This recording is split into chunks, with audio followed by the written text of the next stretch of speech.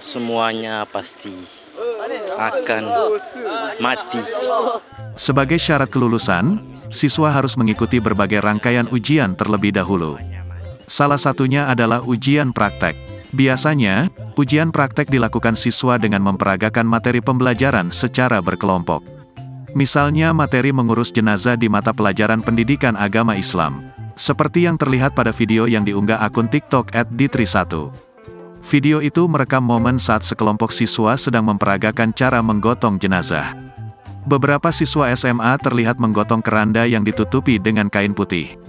Di dalamnya, terdapat siswa yang berbaring sedang berpura-pura sebagai mayit. Menjalani ujian praktek, sekelompok siswa yang menggotong jenazah pun terlihat sungguh-sungguh.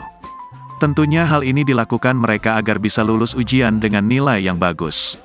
Namun, hal ini ternyata berbanding terbalik dengan seorang siswa yang berada di dalam